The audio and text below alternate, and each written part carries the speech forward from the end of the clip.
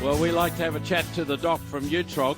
So many people send me emails about our chats and the different things that suddenly pop up. And let's have a chat about Bottlebrush and other natives. And a lot of native plants and a lot of hybrids, I've said this on the show, they do need feeding. But let's find out from the expert himself, from the laboratory. He's standing there with his lab coat on, a stethoscope. Good morning, Yui. How are you? Yeah, good. Thanks, Graham. Yes, I'm very well, thanks. Yeah, I've been out the last couple of weeks walking the dog, and I noticed all the bottlebrush and the eucalyptus trees are flowering like crazy. Aren't they beautiful? Absolutely sensational. Fantastic. Yes, and you hear that buzzing of the bees all attracted to that nectar produced by these natives. And I know that the wattles are towards the end of their flowering period, but all of these floral displays, they take an incredible amount of energy and nutrients. And as you said, many people have this attitude that our natives don't need fertiliser, or for that matter, that they need some love and attention. But that's in fact not true. In nature they might do well, but even there, in many cases, the settings are such that they're struggling for sufficient nutrients. So the question has to be asked is, why starve them if you have the opportunity to bring out the best in our natives? Yeah, and in particular, the hybrids that most of us grow of our native plants. So it's very true. Our natives can do with some more care and certainly some more fertiliser.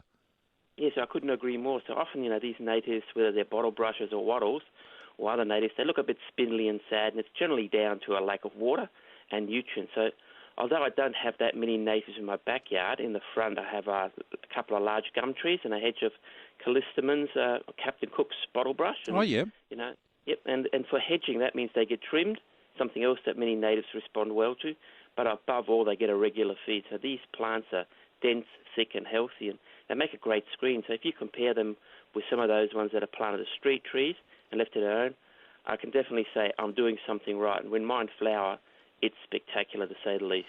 And the grevilleas at the moment, they're all going off. That is all well and good. But people, of course, still have a bit of a fear of fertilising native plants, even if they shouldn't, Yui.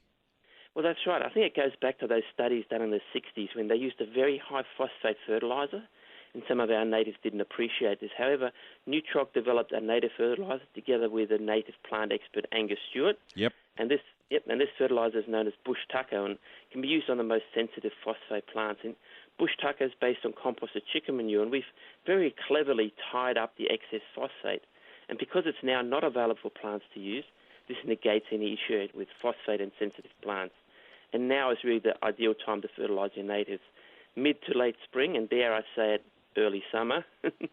So many of the plants have not only used the energy to make flowers and nectar, but also nutrients such as phosphate, potassium, nitrogen, and those micronutrients, and they should be replaced at a minimum. Plus, the callistemons and the gums are still putting on new growth, so feeding now is really a must. Yeah, in fact, most of them put on a lot of growth after they're flowering, so a little bit of a trimming of your bottle brush after they've finished flowering, feed them up with the Bushtucker, and they'll be off and running. So the take-home message from today's chat, listeners, is don't forget and don't neglect your native plants.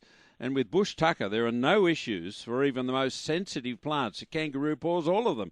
The specialised native fertiliser Bushtucker from Neutrog is available, of course, from Bunnings, other hardware outlets, and, of course, all good garden centres. Yui, lovely to chat. Thanks for that. No worries. Have a fantastic week, Graham. You Cheers. too, mate. Bye-bye. That's Yui Strower, Dr. Yui Strower from Neutrog. Always got some great advice.